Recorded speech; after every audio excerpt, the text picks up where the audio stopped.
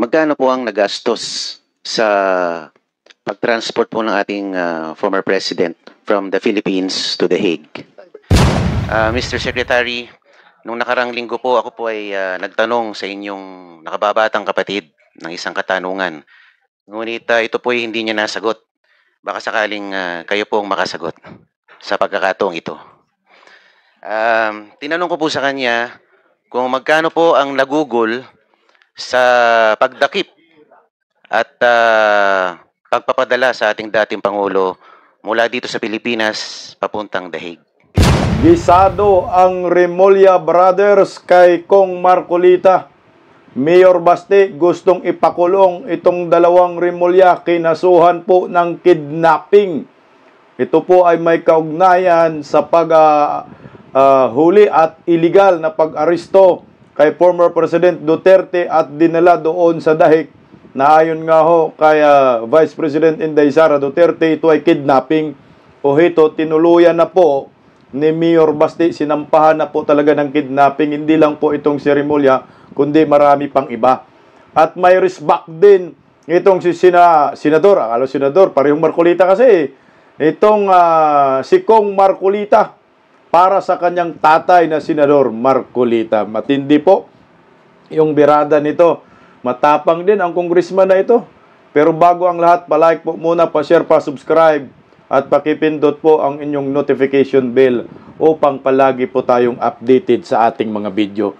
Bago po natin i-play at pag-usapan itong mga birada ni Kong Marcolita sa dalawang Remulla diyan sa kaharian ng Cavite, ay pakinggan po muna natin ang balitang ito dahil sinampahan na po ng kasong kriminal itong si Boyeng Remulla ni Mayor Baste Duterte. Narito po ang balitang iyan.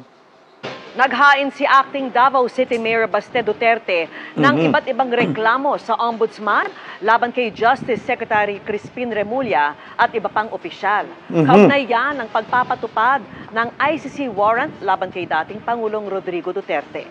May motion din kaugnay niyan si Senadora Amy Marcos. Ang tugon ni Remulla tinutukan ni Salima Refran. Ilang araw matapos mabasura ang mga reklamo laban sa kanya sa Office of the Ombudsman, may panibagong mga reklamong kinakaharap si Justice Secretary Jesus Crispin Remulla kaugnay ng pag-aresto kay dating Pangulong Rodrigo Duterte sa bisa ng ICC warrant. Naghain ng patong-patong ng mga reklamong kidnapping, arbitrary detention at iba pa ang kampo ni Davao City Acting Mayor Baste Duterte sa Office of the Ombudsman for Mindanao. Bukod kay Remulla, damay sa mga reklamo ang kapatid niyang si Interior and Local Government Secretary John Vic Remulla, Defense Secretary Gilbert Chodoro, National Security Advisor Eduardo Anyo, mga dating PNP Chief Romel Marbil at Nicolas Torre III, at iba pang opisyal na nagpatupad ng warrant laban kay Duterte noong Marso. We have talked to Acting Mayor Baste Duterte, and he has willingly accepted the call to file a case, and obviously all those involved, including me, I've actually supported him. May substantial difference po itong kaso namin doon sa kaso po na ipinail ni Senator Amy Marcos. Ang substantial difference po nito, yung mga tao mismo na nandun po sa incident noong March 11, 2025. Former generals who were there, including Attorney Martin Delgra and myself, we all executed affidavits, as to what transpired really during the incident. Naghain rin ng reklamong arbitrary detention laban kay Remulla at kay NBI Director Jaime Santiago si Attorney Ferdinand Topacio para sa pag-aresto kina Cassie Ong at Sheila Guo mula sa Indonesia noong Agosto 2024. Sinusubukan namin kunin ang pahayag ni Remulla at Santiago hinggil dito. Si Senator Amy Marcos, na chairperson ng Senate Committee on Foreign Affairs, na nagsagawa ng pagdinig sa pag-aresto kay Pangulong Duterte at nagsampa ng mga binasurang reklamo, naghain naman ng motion for reconsideration sa Ombudsman. Hinihingi rin niya mag-inhibit si Acting Ombudsman Dante Vargas at ang panel of investigators dahil may kinikilingan umano. OIC ko na rin na dapat wag mong pakialaman dahil I see your true colors. Nalulungkot ako kasi talagang umaasa tayo sa ombudsman. Mhm. Lalong-lalo na sa mga panahong ito na umiira lahat ng report tungkol sa korupsyon. Dapat lang protektahan naman nila ang imahen at manatili ang dangal ng ombudsman. Mahiya naman sila. Mahiya naman silang lahat. Sinusubukan namin kunin ang pahayag ni Vargas hinggil dito. Tinawag namang forum shopping ni Remulla ang mga reklamo para pigilan ang kanyang aplikasyon bilang susunod na ombudsman ng bansa. May nakahain na rin daw na petition for certiorari sa Korte Suprema si dating Pangulong Duterte at Senador Bato de la Rosa. Bukod pa yan sa nakahaing ring habeas corpus petitions ng magkakapatid na Duterte sa SC. It's really forum shopping. They want to make it impossible for the JBC to get the requirements that they have to submit. And ganun talaga yan. It's really an organized effort for them to shoot down my candidacy as ombudsman. Haharapin raw ni Remulla ang mga reklamo at umaasang makikita ng JBC ang totoo. Alam niyo po, itong magkapatid talagang Remulla, gusto ko to talaga makulong tong mga bugok na ito. Masyadong mga demonyo yung ano nila, mga ginagawa, makademonyo, no? Dapat ito makulong, kasuhan, kasi nga, ang balak naman kasi nila yan, ay gusto magiging ombudsman, itong si Boyeng, para mapagtakpan lahat ng kanilang mga kasalanan. Kasi pag naging ombudsman yan, I think mga 7 to 8 years ba yung ano ng ombudsman? Termino. Ang bihira, magiging sakit sa ulo yan ni Vice President Inday Sara Duterte. At ang hangarin naman kasi nila yan ay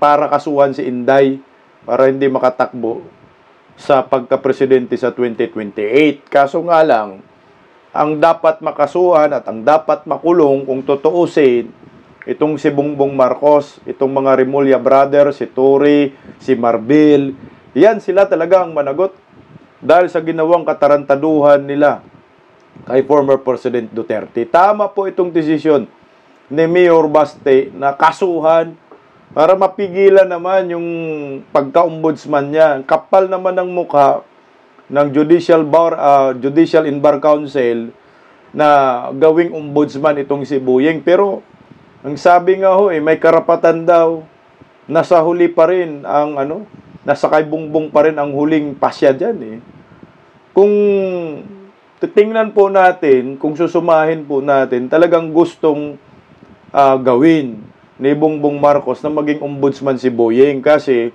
yan na po yung pinaka-last chance nila para makatakas po sa kanilang mga kasalanan. Kasi lahat po ng kaso, mga administratibo, kriminal, na ginawa ng public official, government official, dyan talaga sa ombudsman dadaan. Kaya ngayon, ipipwesto si Boyeng, dalawa po ang kanilang pakay dyan. Unang pakay, kasuhan si Vice President Inday Sara, ipapakulong. Pangalawang pakay, protektahan yung mga kaalyado nila na ginagawang katarantaduhan ngayon under Marcos admin pagkatapos ng kanilang termino. Lalo na pinoprotektahan ni Boyeng yung kanilang mga sarili, lalo na yung kanyang kapatid na si John Vic. Ang tindi nila, no? Matindi yung kapangyarihan ng dalawang Remulla na to, magkapatid, Isipin mo, lahat sila may police power, si John Vic, lahat ng kapulisan, Si Boyeng din, nasa Bucor, di ba? Lahat kontrolado, kanya-kanya silang hawak ng kapangyarihan. Kanya-kanyang kaharian. Sino may gawa niyan? Si Bongbong Marcos. Magkaibigan sila. Silang tatlo ni Bongbong, Boyeng, John Vic. Sus ko, Ginoo. Kaya yung sinasabi niya forum shopping daw, wala, di umano, ayon kay ano ba yan? Attorney Torion, pakinggan natin. Walang nangyayaring forum shopping. Ito po ang sinabi ni Attorney Israelito Torion sa paghahain ni Acting Davao City Mayor Baste Duterte ng kidnapping charges laban kay Department of Justice Secretary Boyeng Remulla. Sa paliwanag po ng abogado, nagkakaroon lamang po ng forum shopping kung halimbawa si Acting Mayor Baste ay paulit-ulit na naghahain ng parehong kaso laban kay Remulla. Correct. Kay Attorney Torion, paano naging forum shopping? Na unang pagkakataon pa lang naghain ng kaso si Acting Mayor Baste sa Ombudsman. Ang nauna namang naghain ng kaso hinggil sa iligal na pag-aresto kay dating Pangulong Rodrigo Duterte noong Marso ay si Senator Amy Marcos. Sa legal term, ang forum shopping ay ang pagsasampa ng parehong kaso o reklamo sa iba't ibang korte, tribunal o ahensya na may parehong partido, parehong issue at kaparehong hinihinging desisyon. Sa isang pahayag, tinawag ni SOJ Remulla ang paghahain na ito ng kaso ni Baste laban sa kanya bilang forum shopping. Sana makulong kayong mga demonyo kayo. Ombudsman, sana po tamaan ka ng konsensya. Wala na, hausyaw na itong gobyernong Marcos eh. Si Martin Romualdez, wala na sa Kongreso, di ba? Ito naman tayo, itong magkapatid na Remulla, sakit sa ulo ng taong bayan, panggulo sa Pilipinas. Kaya bilib ako dito kay Kong Marcolita. Talagang ginisa niya itong magkapatid na Remulla diyan sa Kongreso. Parang si Senador Marcolita. Ito ay buwelta rin para kay Senador Marcolita. Okay, pakinggan po natin mga kabistak itong berada ni Kong Marcolita diyan sa Kongreso. Kay muna, kay Junbic. Biniran niya si Junbic dito eh. Thank you, Mr. Chair. On disaster preparedness, among the special provisions in the NEP for 2026 and the expenditure priorities for 2026 is disaster preparedness and resilience. This is just proper considering the unusually extreme impact of heavy rainfall resulting to severe flooding in several areas lately. Provided in the NEP for 2026 is the provision that the DILG, in the exercise of its supervisory power, shall ensure that LGUs establish and maintain an efficient and effective impact-based early warning system to enable communities to respond in a timely manner and reduce the likelihood of harm or loss and damage. My first question is, what are the components of this disaster preparedness plan? In terms of infrastructure, administrative or staffing improvement, is there a hazard pay or pay increase for disaster risk reduction and management workers? Yes, sir. I am the Vice Chair of the NDRRMC, and I work collectively with the Office of Civil Defense and the Chair, who is the Secretary of National Defense. Every time there is an emergency, impending emergency, we refer always to the weather maps. That is number one. The anticipated rainfall. That is number two.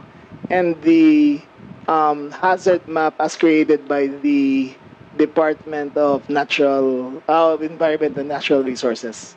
We have a map of every single barangay which is prone to flooding, landslides, and other natural disasters, and they are duly informed through the OCD in case of the furtherance of a natural disaster. In the last few typhoons that we've had, all the OCD meetings cascaded down to the last barangay on where the possible landslides and flooding would occur. And that is based all on science and what the DNR has prepared. Okay, since you mentioned disaster preparedness up to the barangay level, with the current state devolution of basic services, how does the department intend to balance maintaining decentralization or the autonomy of LGUs and assuring nationwide compliance with a durable standard for disaster preparedness? Sir, there are no boundaries and there are no limits and there are no clear-cut. There can never be delineations on who is responsible for disaster preparedness. It's the whole of government approach, sir. We start from the President, down to the Secretary of Defense, down to the OCD, down to the governors, the mayors, and to the barangay chairman. It is a whole of government approach, sir. Thank you. Thank you very much. Si Junbic, no, parang bangag din, no? Bakit ganyan yung salita? Parang lasing. No? Disaster prepared. Handa ba kayo pagdating sa mga sakuna? Diyos ko, di ba sabi ni NGWM, pahupain mo na ang baha bago mag-rescue. Patigilin mo na ang bagyo bago mag-rescue. Unahin muna ang concert bago binaha. Ganong katindi po ngayon, John Vic. Marami po ngayong binaha dahil sa korupsyon sa flood control. Meron ba kayong naitulong? Ang kawawa nga dyan, yung ibang mga sasakyan na lumulubog sa baha. Wala kayong ginawa. Pangungurakot lang, panggigipit lang sa mga kalaban ng mga Marcos, sa mga nag-criticize sa inyo. Tama lang din, mag-isa kayo. Ito, tuloy natin kay kung Marcolita. So it's a whole of nation approach. My second set of questions Patay ka will dyan. go to the ICC arrest. Yan! What is the role of the DILG Secretary in high-profile law enforcement operations involving political figures, including former officials? How does the DILG ensure that such operations are conducted strictly within legal bounds and free from political interference? Can the Secretary provide details on the extent of his authority over the PNP in implementing warrants against prominent individuals? Sir, I cannot comment on the previous ICC operations because there is a pending case, and also because of executive privilege. Safe to say, sir, that there are safeguards within the law that prevent us from abusing the system, and the PNP and all the agencies have been instructed to follow the letter of the law. Okay. Ayaw mo nang sumagot, buang ka. Sagutin mo para malaman ng taong bayan kung gaano ninyo tinarantado si former President Duterte. May katapusan din tong mga to, may hangganan din tong mga kapangyarihan ito. Malapit na. Magdasal kayo na hindi mabangag si BBM. Baka biglang mag-resign yan, tanggal kayong lahat, kulong kayo. Matik to mga kulong to pag si Inday Sara magiging presidente. Since the Philippines withdrew from the Rome Statute, do we see are you aware of a breach of Article 59 has been espoused in the Senate hearings led by Chair Senator Amy Marcos, that number 2, Article 59 of the Rome Statute said that a person arrested shall be brought promptly before the competent judicial authority Correct. in the custodial state, which shall determine in accordance with the law of that state that A, that the warrant applies to that person, B, the person has been arrested in accordance with the proper process, and C, the person's rights have been respected. Since we have skipped this important element in the transport of PRRD to The Hague, hindi po kaya the DILG as a whole committed procedural lapse in the transporting of our former president to The Hague? Sir, as of now, that is under a judicial action, and I cannot answer it because it is sub judice, sir. Sub judice, ulol. Yung Article 59, talagang dali sila dyan magkakapatid na Remulla. Kidnapping talagang bagsak nila dyan eh. Kasi sa Article 59, kailangan muna yung inisyuhan ng red notice ng ICC ay dalhin muna sa local court. Ngayon, saan nila dinala? Sa Villamor Airbase. Ganong katindi eh. Sindikato nga eh. Kidnapping. Dapat ang ginawa nila, dinala muna sa local court, Regional Trial Court, RTC ng Pasay. Doon muna para mapagbigyan naman ng karapatan yung taong gusto nilang gaguhin, si former President Duterte. Binigyan ng pagkakataon maghanap ng abogado, idepensa ang sarili, laban po sa warrant umano, red notice. Yan naman yung yan naman talaga ang proseso. Kaya nga walang due process, yinorkat nila. Kasi kung pinadaan nila po sa Regional Trial Court, wala silang laban dyan. Malamang si Tatay Digong hindi po madala ngayon sa Daig sa Netherlands. Wala doon si Tatay Digong. At walang rally doon nandito sa Pilipinas. Araw-araw siguro nasa Pilipinas. Matatalo man sila din, hindi rin maditin si Tatay Digong. wala namang basihan, no, ang kanilang warrant. Nangyari lamang yun kasi nga, si Bongbong Marcos gusto niya talaga madala si Tatay Digong sa daig. Yun ang maliwanag dyan. Dahil maingay si Tatay Digong patungkol sa korupsyon na ginagawa ng gobyerno ni Bangag. Ito na nga po yung nangyayari ngayon. Flood control program ni Mal. Ang program funds, ayan. Flood control projects, puro ghost, puro multo, 1.2 trillion. Mga ginto, Maharlika investment scam. PhilHealth funds, bilyones, trilyones ang pinag-uusapan eh. Nagpakasasa sila. Natakot sila kay Digong eh. Bukod sa eleksyon na matalo sila, yun ang nakikita natin eh. Ngayon, sasabihin ni John Vic, may subjudice, hindi pa ako pwedeng sasagot. Pinag-uusapan kasi dyan, yung budget hearing. Lagi siyang may subjudice daw. Dapat po, managot ka dito, mga Remulla brothers. Matuluyan kayo, makulong kayo. Malapit naman, ilang taon na lang. Kung ano po ang mangyayari kay Tatay Digong, talagang lulusobin kayo talaga ng mga tao. Tuloy. But the DILG and the PNP has been pivotal in the arrest, right, of the president, the former president. Again, sir, I cannot answer the matter because of the sub judice rule, sir. Mr. Chairman. Mr. Chairman. Patay ka dyan Rodriguez. I think Ropos Rodriguez. Dinuro siya dyan eh. Binira siya ng binira ni Ropos dyan sa subjudice dyan. Tingnan, pakinggan natin. Interjection. There's no subjudice rule here, Secretary. You please answer. Because in the committees of Congress, the subjudice rule is not applicable except when we have the Department of Justice or the Judiciary. So can you kindly just answer what you think, what you know about it? Sir, if I am to understand, this is a budget hearing and not an inquiry. Neither of us are under oath and neither of us are obliged to answers which are beyond the powers of the executive, sir.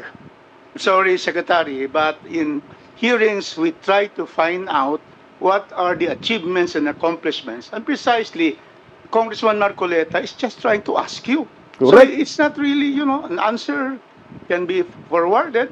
And, because there is no, you look at the rules, in any committee here, there is no sub judice rule. None whatsoever. Because we are trying to approve your budget, and which, like me, I support your budget. Yes, because sir. you're doing very well. But to that question, when you invoke sub judice, that cannot be done in any committee. Unless you are with the judiciary, because certainly the justices there and the administrator cannot discuss because they're under that. Okay, so sir. please just probably be able to I would have to confer with the Solicitor General, sir, in order to answer that properly. On my own, sir, I cannot do that. Okay, Mr. Chairman, that is he's asking to have the opinion of the Office of the Solicitor General. Yes, That sir. will be fine. But again, it was a question that could probably be asked to anybody. Correct. Because we are not bound by sub judice rule. Because this is legislation. We are not part of the judiciary. But that will be fine, Secretary. But I'm here really to support you and your budget. So that is just an interjection. Because we should all know there is no sub judice rule here in the committee. Thank you. Nasermonan ka. Subjudice pa lang nalalaman. Siguro, nag-ingat lang dito si John Vic, baka madulas na naman, baka maulit muli yung sinasabi niya na it's a done deal. Sila nagplano yan, magkapatid Remulla Brothers. At kasama dyan si Bongbong Marcos, yung nag-iingat ang buang. Ayaw sumagot kasi budget hearing. Hindi, kailangan daw kasi performance ang pinag-uusapan para masuportahan yung budget na hinihingi mo sa departamento. Nagkataon na nandyan si Senador Kong Marcolita. Ayan, gisa ka ngayon para kang ginisa na palaka. Hindi pala ginisa na palaka, ginisa na buhaya. Tuloy natin. Ito yung pinakamatindi na katanungan ni Kong Marcolita sa kanya. Thank you. Thank you very much for that clarification, Congressman Rodriguez. Thank you, sir. Thank you very much, Congressman.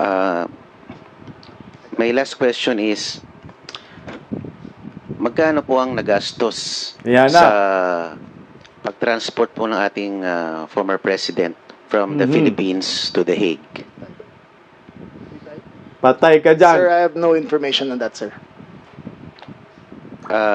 No information despite the fact that the PNP spearheaded the arrest of the former president, led by General Torre. Sir, if you're asking about the cost, it is mainly the salaries that we expended and the extra costs during the arrest. But otherwise, I do not have any direct knowledge on the cost of transporting the president, sir. So, nagkaroon lang po ng eroplano at bigla na lang pong may sumagot ng eroplano at yung mga gastusin tulad ng air fuel, lahat-lahat po, pati yung mga, mga escort po niya sa loob ng eroplano. I have no information to that effect, sir. I cannot answer that truthfully because I have no information to that. Ayun lang po, gusto ko lang pong malaman kasi I think how many police were employed during that arrest? Sir, approximately 2,500, sir. 2,000. Dami 2,500. Okay, and hindi po natin alam kung paano nagkaroon ng eroplano doon at sino po ang sumagot nun. Hindi na po ako yun, sir. Hindi ko na po Hindi po kayo. Hindi po kayo. Yun lang po. Tinanong ko lang po ito. Siyempre, malaki po ang involvement ng ating kapulisan sa incidenting yun. Lalong-lalo na po that the PNP comprises 73% or 210 billion, I think, of the DILG's budget. So I think this is a primordial question that we should all be aware of, na yung police po ang mayroong main involvement po dito sa pag-aresto ng ating dating presidente. Correct. It can be taken further, sir, on other inquiries. But as far as I am concerned, sir, that is the full extent of my knowledge. Thank you very much po, Mr. Secretary. Thank you, sir. Thank you, Mr. Chair. Kalokohan, no? Hindi alam kung magkano yung ginastos ninyo sa pag-aresto, illegal na pag-aresto nyo kay Tatay Digong. Los-los nyo. Aminin nyo na, corner na kayo. Yung eroplano kanino, hindi nyo rin maamin. Ang balita natin, yung eroplano na yon ay eroplano ni Martin Romualdez. Kung hindi kay Martin, kay Saldico. May mga eroplano yung mga buang dahil sa flood control, pangungulimbat lang Ikaw, wala kang kwentang wala kang kwentang DILG secretary na hindi mo alam kung magkano yung ginastos ninyo. Mantakin mo, ginastusan natin yung kagaguhan ng gobyernong ito, mga taxpayer, tayo gumastos para si Tatay Digong dalhin sa ibang bansa at makidnap. Putang ina, nakakahiya naman po kay Tatay Digong na nagbuwis-buhay sa kanyang pagka-presidente. Seryoso sa kanyang ginagampan ng trabaho. Tapos ngayon, tanungin ka kung magkano yung gastos, wala kang ideya. Di in-hotel kayo. Mga syunga-syunga kayo. Hindi na sasagot. Kasi nabibisto. Kaya dapat kayo makulong. Yung ginawa ho ninyo kay former President Duterte, walang kapatawaran yan. At dapat pananagutan yan. Ngayon nga lang, medyo nakakapit kayo ngayon sa gobyernong nakangiwi ang panga. Mukhang okay pa ngayon sa part ninyo. Pero darating ang time, nasisingilin po talaga kayo itong magkapatid na Remulla Brothers.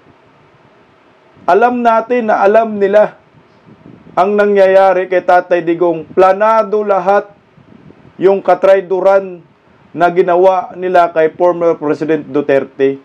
At kailanman ay hindi na yan maitatago. Kahit anong gawin nila, sa mata sa tao, sa mata sa Diyos, alam na po natin kung sino ang mastermind ng lahat. Kayo yan. Tingnan mo, pagkatapos sa mailipad si Tatay Digong papuntang The Hague, Netherlands, nag-press con yung presidenteng nakangiwi ang panga.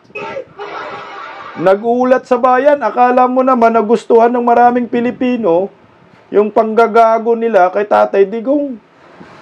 Galit ang taong bayan dyan. Tapos, itatanggi ninyo na wala kayong kinalaman. Sabi nyo na nga, it's a done deal. Itong magkapatid na Remulla ang nagmaniobra talaga sa lahat ng kagaguhan na ginawa ho kay Tatay Digong. Walang question dyan. Yan ang totoo. Maliwanag pa ho sa sikat ng araw kung sino ang may plano, ang may gumawa ng katarantaduhan nito. Wala nang iba. Remulla Brothers plus NGWM. At Lisa Marcos, Romualdez, Saldico, lahat kayo. Yan ang may plano para gaguhin si former President Duterte. Buti na lang, mayroong mga kongresista kagaya kay Marcolita na malakas ang loob na magtanong dito sa kay Bunying Remulla, kay John Vic Remulla, para malaman natin ang katotohanan eh. Kasi nga ho, kung walang mga ganitong klaseng mga kongresista, wala po, makakalimutan natin yung kasalanan ng mga taong ito. Yung ginawa nilang katarantaduhan sa isang former President Duterte, walang kapatawaran yan sa ating mga Pilipino. Alam po natin kung paano ginampanan ni Tatay Digong yung kanyang pagkapangulo ng ating bansa.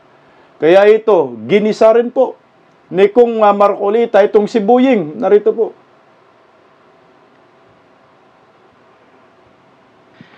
Mr. Secretary, nung nakarang linggo po, ako po ay nagtanong sa inyong nakababatang kapatid ng isang katanungan.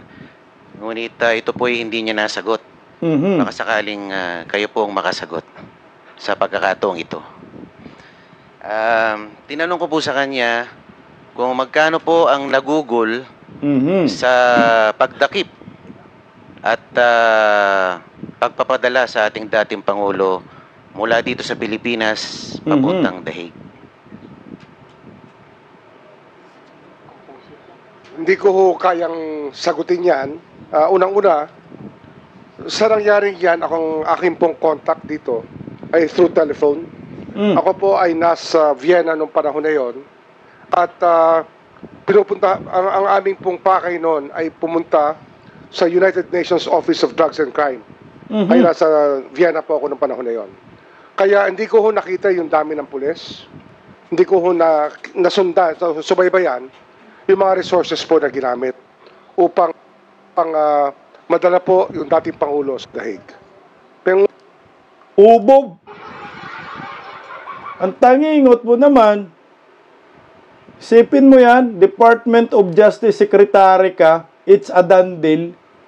Yung kapatid mo, DILG, hindi nyo alam pareho kung magkano yung ginastos ninyo sa pagkidnap kay Tatay Digong papuntang The Hague, Netherlands.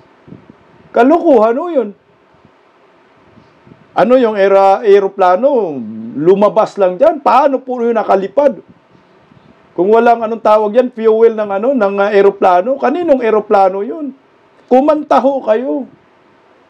Kasi karapatan ho namin magtanong. Dahil hindi namin kagustuhan. Kaming mga taxpayer, lalo na po mga OFW, hindi po yan kagustuhan ng Pilipino na si Tatay Digong kidnapin ninyo, gaguhin ho ninyo, gamit ang pira ng bayan. Kalukuhan ho. Mahal ng taong bayan, mahal ng mga OFW, mahal namin, mahal natin. Tapos gagastos tayo para gaguhin yung taong iyan, kidnapin lamang. Aba, managot ho kayo dito. Ilang bilyon ba? Balita ho natin, bilyon-bilyon yung binayad sa ICC para makipagsabwatan lang di umano dito sa Marcos admin. Bakit ayaw nyo masagot? Kanya-kanya kayong pagsisinungaling. Dahil malapit na po katapusan ninyo. Pag si Inday Sara magiging presidente, wala na po kayong takas-takas. Paniguradong managot kayo sa taong bayan. Isipin mo ha, sakit na ng ulo ng Pilipino sa Marcos admin, sa totoo lang. Ito si Martin Romualdez, tinanggal na, sinibak. Si Torre, sinibak. Ito naman, Remulla Brothers, sakit din sa ulo ng bayan. Mga sinungaling. Mga scam. Yung lahat ng mga pinanggagawa. Diyan sa kanilang mga departamento, grabe ang kapangyarihan ng magkapatid na ito. Mantakin mo, DILJ at saka DOJ, walang alam kung magkano yung ginastos at hindi alam kung ilang kapulisan. 2,500, sabi ng kapatid mo. Magkano yung ginastos ng lahat yun? Aeroplano, kanino yan? Kumanta na kayo habang buhay pa kayo. Matuwa man lang ang taong bayan sa inyo. Tuloy oh. Ngunit, masasabi ko, wala hong nasaktan. Uy! Wala hong nabawian ng buhay. At maayos po siyang nakarating sa Hague na wala hong incident. Kaya kahit paano, masalamat po tayo na hindi na po, wala na hong na-disgrasya sa pagkakataong iyan. Ibig sabihin pala, may balak kayong masama. May balak kayong may madisgrasya. Kasi oo nga naman, 2,500 po yan nakapulisan. Baka sabi siguro, pag yung mga supporters ni Digong pumalag, bahala na kayo. Birahin nyo. Nandun pa naman kami nun. Ako, naka-live ako that time. So may plano kayong masama sa taong bayan. Para lang may sakatuparan yung katarantaduhan, kagaguhan ho ninyo kay former President Duterte. Ganun ba ho, Buying? Ano magpasalamat? Galit nga ho ang taong bayan sa ginawa ho ninyo. Magpasalamat pa tayo.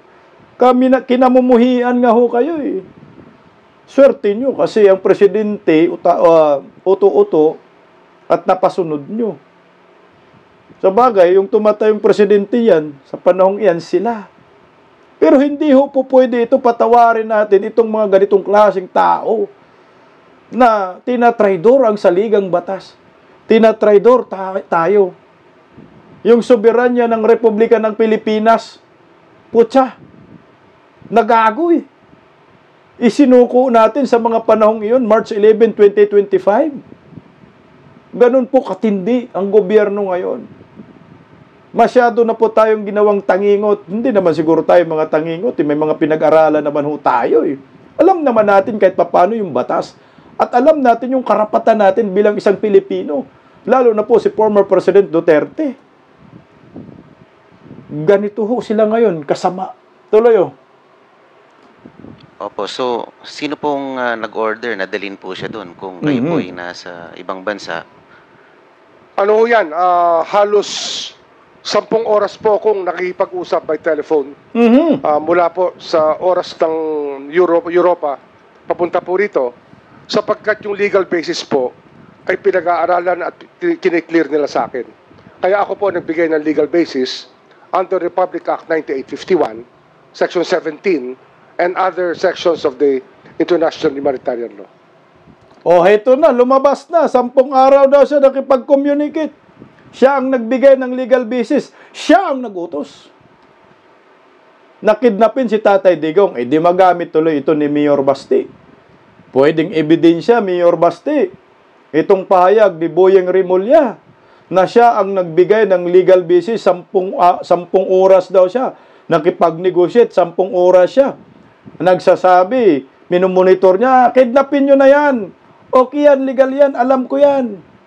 O, paano ho yun? Umamin ho kayo. Kayo ang may pakana ng lahat. Siyempre kasama si Bongbong yan, hindi naman mapadala yan. No? Si Tatay Digong kung walang utos ng IWM. Legal basis kasi si Bongbong di man abogado. So ikaw yung talagang nagbraso. O yan, legal tayo yan. Sige na, okay yan, sagot ko yan.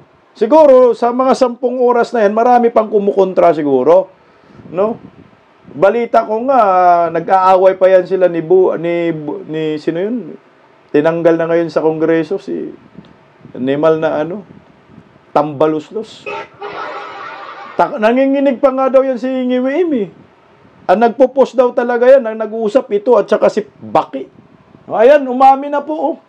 Ngunit di po ba sinabi, paulit-ulit na sinabi ng ating Pangulo na tayo po ay nag-withdraw na sa Rome Statute. Tayo po, the ICC has no jurisdiction over us. I will not lift a finger in the investigation of any crimes regarding ICC.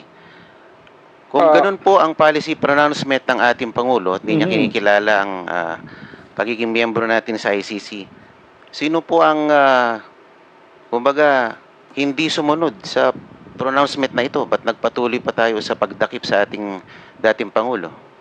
Ang problema ho kasi dito, nung nag-withdraw po tayo sa ICC, sa Rome Statute, hindi na ho tayo miyembro.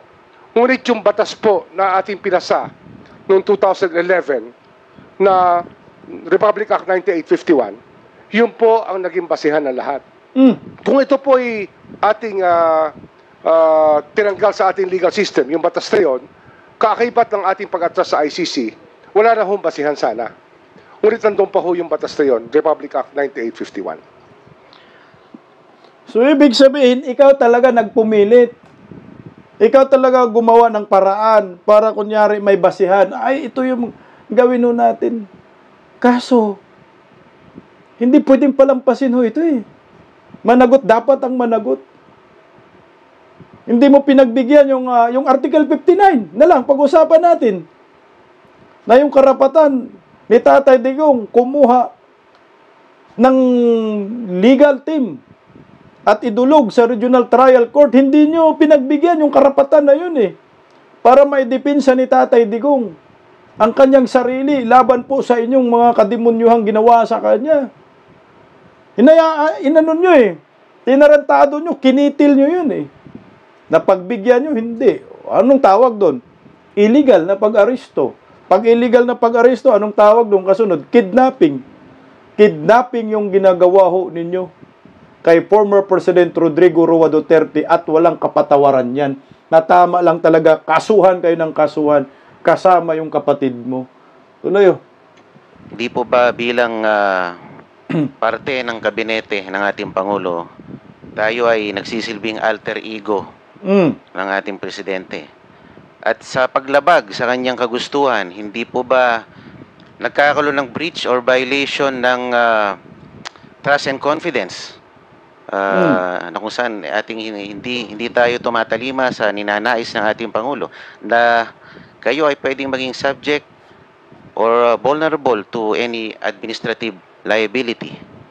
Kidnapping. Sabi ho, ang pagtatrabaho po sa gobyerno ay sako po yan sa marami hong desisyon na ginagawa natin sa araw-araw. At hindi ho nakataga sa bato ang lahat ng ating desisyon o kaya yung lahat ng ating paningin. Maaari po itong magbago sa pagdating ng panahon, sa bawat panahon. At marahil nagbago po ang aming pagtingin sa usaping ito nung dumating po yung pagkakataon na talagang ando na ho ang Republic Act 1951 at lahat po ng factor tinitingnan po natin sa security po ng ating bansa. Nagbago ang inyong pagtingin. So, isa lang ang ibig sabihin yan. Si BBM, oto-oto. Si BBM, walang desisyon, hindi decisive. Ginawa ninyong puppet. Meron bang ganon? Magbabago ang pagtingin ng Pangulo? So, naduling. Anong kredibilidad ng Pangulo? So, legit, budol-budol, scammer. Alam nyo, nakakalungkot. Dahil itong Pangulo ng Republika ng Pilipinas sa katayuan ni Bongbong ay ang kanyang personalidad ay walang kwenta. Kanyang personalidad, legit budol-budol. Kanyang personalidad, hindi pang Pangulo, kundi pang barangay tanod lang. Siyempre kung ikaw Pangulo, naglabas ka ng ganong salita, manindigan ka. Bakit nagbago, Buying? Ito ang dahilan kung bakit nagbago. Nagbago dahil natakot kayo kay former President Duterte. Nung pumunta siya sa Hong Kong, natakot kayo, nagpanic mode kayo dahil maraming mga OFW sumalubong sa kanya. Kumbaga nandun yung voters magnet kasagsagan ng pangangampanya. Minahal pa rin si former President Duterte ng taong bayan, lalo na mga OFW. Nagbago dahil isiniwalat ni Tatay Digong yung kabaluktutan ninyo. Nagbago dahil sa BICAM, GAA. Di ba ho? January yun eh. Binira ni Tatay Digong yung Bicam, puro blanco. Nagbago dahil natakot kayo na yung ginto na ibinibinta ho ninyo na hanggang ngayon hindi mapag-usapan sa mainstream media. Hinanap ni Tatay Digong 25 tons, 35 tons na daw. Nasa na yun? Bakit kayo nagbinta ng ginto? For what? Para saan? Nagbago. Kasi natakot kayo matalo lahat sa eleksyon yung mga pambato ninyo. Yan ang totoo talaga. Nagbago dahil sa isiniwalat ni Tatay Digong na PhilHealth funds. Si Tatay Digong lang ang matapang dun eh. Tingnan mo ang nangyayari ngayon, bumungad sa ating mga Pilipino, katakot-takot na animal na flood control. Diyos ko, scam 1.2 trillion. Tuloy po kung Marcolita. Does the former president pose any security threat? Kahit ganun na siya katanda. Marahil, yan po ay dapat tanungin natin sa NSA natin kung ano ho ang naging evaluation ng panahon na yon. Basta't sa akin po, ang aking clearance na binigay ay sa legal basis. Ang legal basis ng kanyang pagpunta sa The Hague. Yun po yung ating trabaho. O ito, inaamin na naman niya. Siya na talaga nagbigay ng ng clearance. So, maliwanag po to. Mayor Baste, ipakulong mo na to. Kunin mo itong bidyong ito, Mayor Baste, makakatulong ho ito. Para mabulok sa bilangguan itong dalawang Remulla brothers na ito. Banta ba si Tatay Digong? Itatanungin pa daw sa NSA? For what? Para i-qualified kung banta ba si former President Duterte o hindi? Hindi po banta si former President Duterte, mga bugok. 80 anyos banta, hirap maglakad banta. Terorista ba si Tatay Digong? Komunista ba si Tatay Digong? May mga private armies ba si Tatay Digong? Wala. Yung security nga ni Tatay Digong, ilan lang naman binigay? 2 lang yata. Bigay ng gobyerno. Paano magiging bantayan? At saka hindi naman natin kilala si Tatay Digong na komunista. Hindi naman natin kilala si Tatay Digong na talagang terorista. Terror si Tatay Digong sa mga kawatan. Kagaya ho ng mga nasa gobyerno ngayon. Terror si Tatay Digong sa mga sindikato. Pero sa mga Pilipinong matitino, hindi po terror si Tatay Digong. Kahit sino pa siguro, grade 1, section 1, tabi ng kubita, tanungin mo, kung banta ba si Tatay Digong sa seguridad ng ating bansa? Hindi. Ang banta dito, alam niyo po kung sino, kayo. Remulla Brothers, Romualdez, nasibak na, Marcos Aranita, kayo yung banta sa ating bansa. Dahil yung pira ng bayan, inubos na ho ng mga buhaya. Kung meron mang nakakatakot ngayon na tao, kayo yun. Under Marcos admin. Tuloy ho. Bilang legal counsel po ng gobyerno. So, pwede po tayong tumaliwas sa kagustuhan ng presidente. Kahit tayo Hindi ay... ho tayo tumaliwas. Marahil ho, nagbago rin ang lahat sa ang kanyang paningin sa usapin ito. Hindi ho tayo, hindi ho nga, sabi ko nga kanina, hindi ho nakataga sa bato ang lahat ng ating paningin ng panghabang buhay. Minsan nagbabago po. Yun po yung ating pagtingin dito. So, inamin nyo na mga scammer kayo. Inamin nyo lahat yan galing sa mga bunganga ho ninyo. Shame on you. Nabago daw yung pagtingin. Kasi nga, binibira na sila ni Tatay Digong. Nabago daw ang pagtingin kasi ang daming isiniwalat ni Tatay Digong. Si Digong lang naman kasi ang matapang na sumungag dito kay Bongbong Marcos na kinakatakutan din ng mga buhaya. Kaya nagkasundo sila.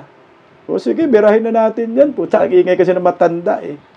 Kailangan ng bayan yan. Ang tawag dyan constructive criticism fiscalizer eh. Kailangan meron talagang taong ganyan. Kasi kung walang tao na magpupuna sa kabaluktutan ng gobyerno, sa kabaluktutan ng ating bansa, ginagawa ng mga animal, putya kawawan taong bayan pag walang mag-iingay. Hayaan natin, demokrasya ho tayo eh. Pinatahimik nyo lang kasi tinatamaan kayo at malapit na matapos ang kahibangan ho ninyo. Kaya ito ang nangyayari. Oh. Tuloy oh. Ayan po. Yun po kasing mga pangyayaring ito nung dinakip ang ating dating Pangulo, it poses some questions that need to be answered. Halimbawa, what is the role of the DOJ Secretary in high-profile law enforcement operations involving political figures, including former officials? How does the DOJ ensure that such operations are impartial, conducted strictly within legal bounds, and free from political interference, or not influenced by political pressures, especially when they involve a former head of state? What is DOJ's accountability if evidence later shows that its actions were weaponized for political purposes? Kami ho, ang aming gabay dito, rule of law. Yun po yung aming mantra dito, yun po yung aming sinusunod. At yun po ang dahilan kung ba't meron po tayong Department of Justice, rule of law po, para humaayos ang lipunan natin at tahimik po. Thank you. Teka, wala akong nakitang ganun rule of law. Justice, ayan. Tsaka na pag pinag-uusapan natin yung impartiality, bagsak ka dyan, Boyeng. Pagiging bias niya, bagsak sa dyan. Huwag nating kalimutan yung nangyari kay Bantag. Huwag nating kalimutan yung nangyari kay TVs, kay Initan. Huwag nating kalimutan yung nangyari kay Pastor Kibuloy. Ano ba yung stand niya dun? Pinangunahan. Mantakin mo ha, yung mga prosecutors, pinangunahan na niya. Walang presumption of innocence. Talagang mabilis siya magpataw eh. Wala pang preliminary investigation. Tina-trial by publicity na niya. Sinasabihan na niyang guilty. Ganong katindi si Boyeng. Bias. Yung impartiality niya, puta, bagsak. Walang rule of law yun. Kasi dapat, pag ikaw, Department of Justice Secretary, dapat tahimik ka. Ang lumalabas, nagiging atakdog ka, tina-trial by publicity mo, yung mga inaakusahan. Kasi nga, kalaban nyo, kritiko nyo, kontrapartido. Yun ang ginagawa mo. Pinangunahan mo, inuudyukan mo ang desisyon ng mga prosecutors. O anong magagawa ng prosecutors? Sa Department of Justice, hawak nyo yan eh. Malamang kung anong sinabi mo, yun din ang susundin nila. Kung sinabi mo guilty, yun din ang mangyayari. Di ba guilty lahat? Doon sa preliminary investigation, pinapadalhan nyo lahat ng warrant of arrest, pina lahat-lahat. Walang tamang proseso, walang role of law na sinasabi mo. Batas ho ninyo yung umiiral, sariling batas. Pero batas ng Republika ng Pilipinas, wala ho tayo doon. Wala tayong nakita sa kanya. My last question po, Mr. Chair. Sa presentation niyo po, nakalagay dito, there's a 100% ito, maganda to.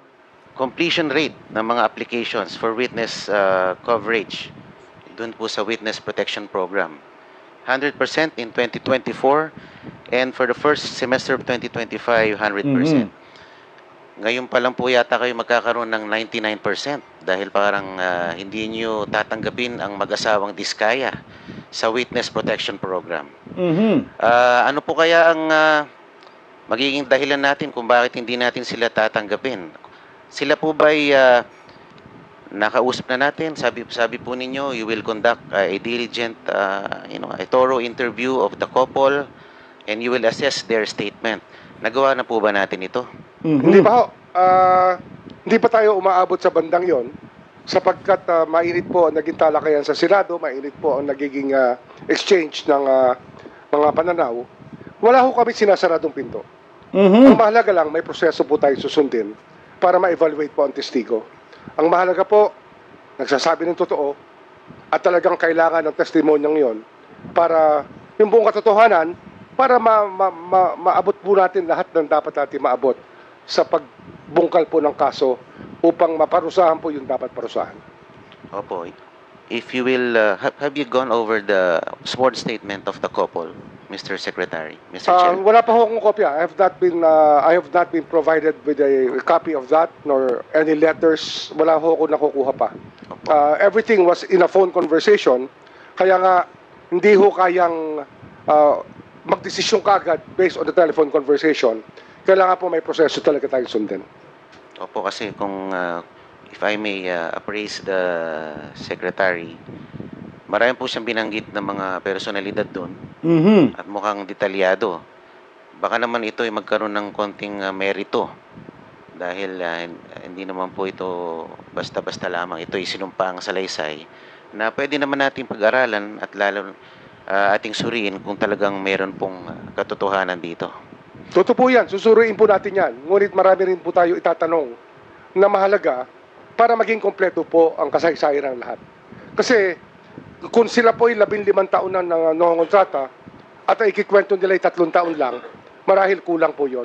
Kailangan po malaman natin yung buong kasaysayan ng kanilang pangongontrata at kung ano ang kanilang dinaanang patakaran at yung mga sinasabi nilang obligasyon.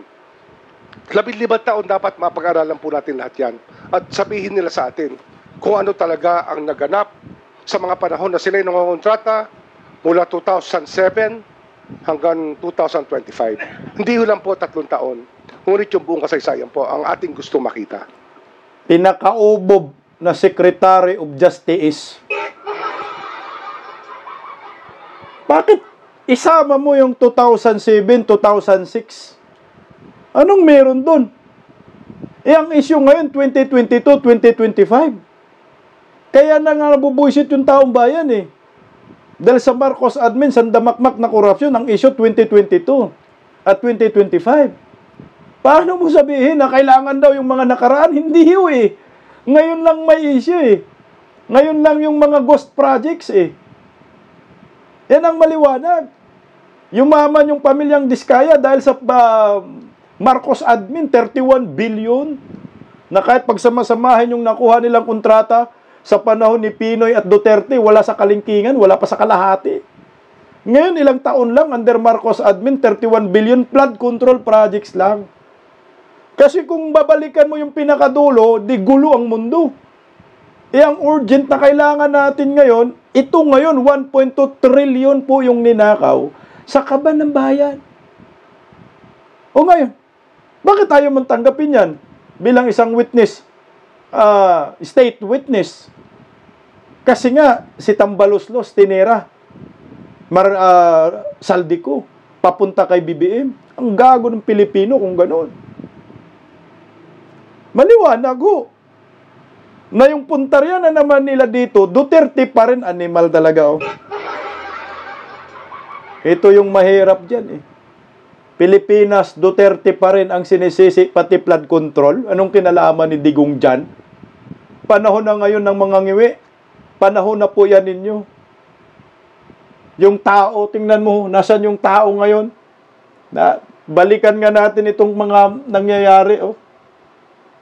Ayan o yung tao. Tinarantado ho ninyo dyan. Ngayon, sinisisi nyo pa rin. Pati flood control, isisi nyo pa sa kanya. Ayan o. Former President Duterte, kinidnap ho ninyo. Managot ang dapat managot dito. Kayo may plano dito, umamin ninyo lahat. Yan si Tatay Digong. Oh. Na-attempt nyo yan. Nagawin sa isang matanda. Pati kayo, mga korupsyon.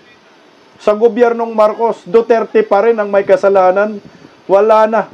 Kalukuhan na po. Yan o. Yung matanda, 80 anyos. Malapit na makarma ang mga bugok na ito. Kunting taste na lang. Dahan-dahan na po sila nakakarma. Malapit na ang mga tao nagagalit na ngayon. Hindi nyo na po mapipigilan ang tao. Ang galit ng taong bayan. Ako po nalungkot dahil itong gobyernong Marcos laging may palpak. Duterte yung sinisisi. Hinahanapan nila lang lusot yung kapalpakan nila. Simple lang ngayon eh. Pag may palpak sila, banggitin mo lang yung Duterte, ilink mo lang sa Duterte, wala na. Sinasakyan na ng mga pinklawan-dilawan komunista kasi galit sa mga Duterte, nadadivert na ngayon. Kung sino yung may tunay na kasalanan. Yan si Martin Romualdez, nasa na, baka lumayas na yun. Itong eroplano na to, sino nagbayad dyan? Oh, yung fuel dyan, sino yung gumastos niyan? O, tingnan mo sit-up na sit-up eh. Oh. Na dapat managot po kayo dito. Yung magkapatid na Remulla, kailangan makulong yan. Yung kidnapping na kaso na yan, kutsa, yari sila dyan, laglag sila dyan, kunting taste na lang, pagbayaran na ho nila ang kanilang mga kasalanan kay former President Duterte at sa maraming Pilipino. Lalo na po itong si Torre, yan mga yan, Pahardo, sus ko, kakapal na mukha ninyo. Nasaan na kayo ngayon? Wala na kayo sa serbisyo? Pinagtatapon na kayo? Kaya gusto ko talagang managot. Bongbong Marcos, Martin Romualdez, Remulla Brothers, Lisa Baki, kayong lahat managot kayo sa taong bayan. Kunting-kunti na lang ang pagtitiis namin. Magbabayad kayong lahat. Paggising sa umaga, tanghali at gabi, nakikita ko ang post niya, ang hapdi. Paano nga ba to? Di ako makatanggi. Watch ko na lang at isipin ng mabuti. Bisdak Pilipinas. Bisdak, tinig ng katotohanan. Sa bawat vlog may laban sa kasinungalingan. Mulat ang mata, gising ang masa. Bisdak Pilipinas, para sa bayan, gumigising sa diwa. Sa likod ng kamera, tapang ang dala, walang sinasanto kung mali ang gawa. Hinay-hinay, pero palaban. Boses ng tao sa digital na labanan. Bisdak, tinig ng katotohanan. Sa bawat vlog may laban sa kasinungalingan. Mulat ang mata, gising ang masa. Bisdak Pilipinas, para sa bayan, gumigising sa diwa.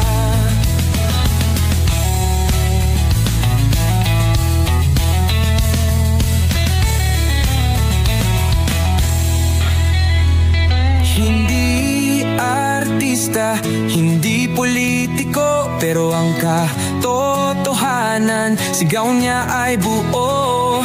Sa YouTube o Facebook man siya makita, may aral ka pa rin, may uri sa bawat salita. Bisdak, gising sa katotohanan. Di lang kwento, kundi panawagan. Sa bawat Pilipinong naghahanap ng liwanag. Bisdak Pilipinas, kasama sa pagbangon ng bayan. Bisdak Pilipinas, boses ng masa.